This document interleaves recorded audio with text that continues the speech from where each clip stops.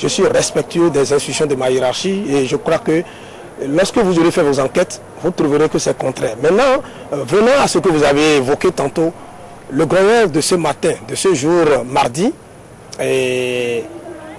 s'appelle à Voyansou-Firmin.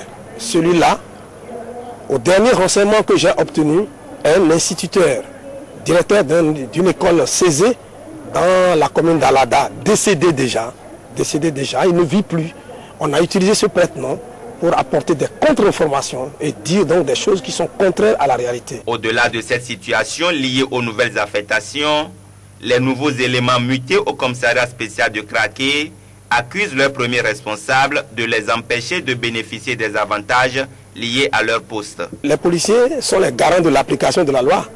Ils devraient savoir à quoi ils doivent s'en tenir.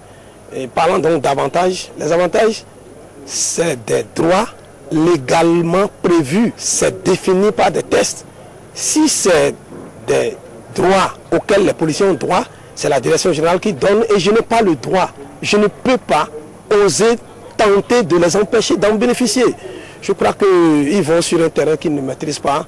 Et la grogne a fait allusion aux nouveaux venus. Je les rassure pour dire non.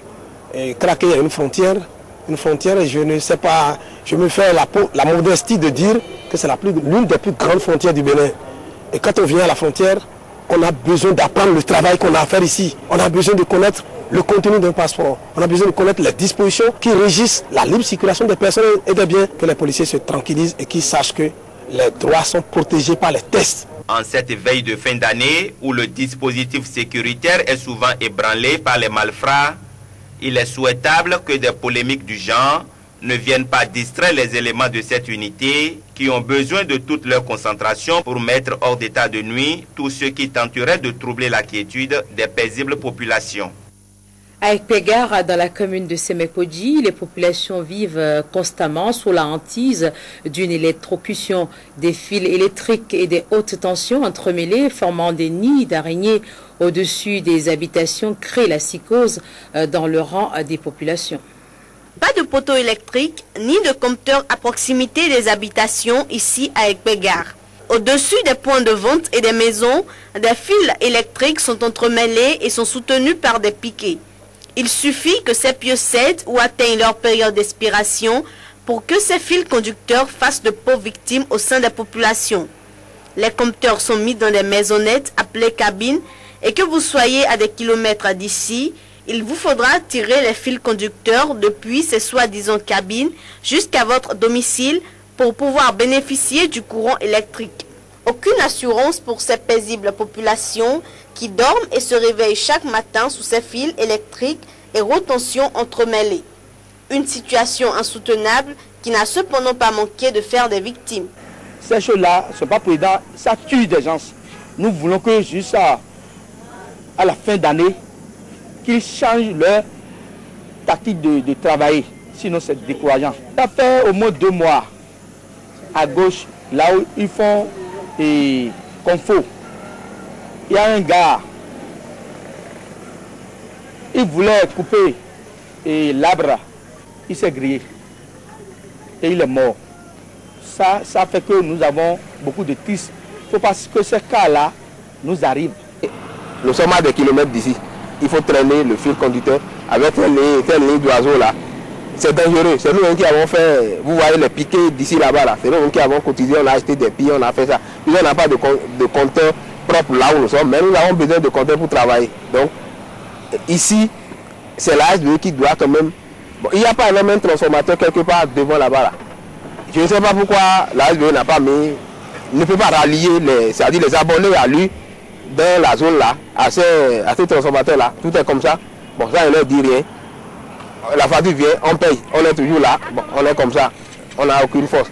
Mais ce que nous souhaitons, c'est que ça change quoi, qu'on mette les compteurs là où se trouvent les maisons, là où les individus même se trouvent. C'est un mal nécessaire pour nous.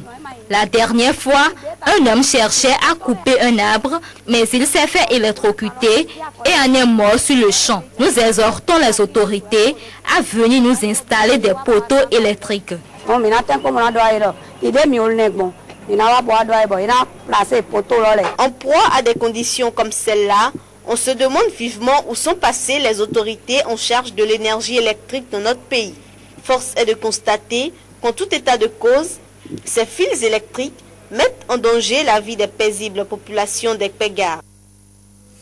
Des structures de lutte contre le sida de la ville de Porto Novo sont renforcées en équipements médico-sanitaires et autres matériels informatiques.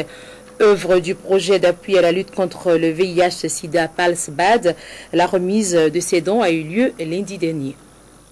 Au lendemain de la célébration le 1er décembre dernier de la journée mondiale de lutte contre le VIH-Sida, le PALSBAD revient à Porto Novo pour renforcer les dispositifs sanitaires et matériels des structures impliquées dans la lutte contre cette pandémie. La maternité de Zebou, les centres de promotion sociale d'Agbokou et de Tchegankpevi, tout comme le centre d'information, de prospective et de conseil des départements de l'Ouémé et du Plateau, sont les principaux bénéficiaires de ce 4e lot d'équipement du projet d'appui à la lutte contre le sida, dont les actions sont financées par la Banque africaine de développement.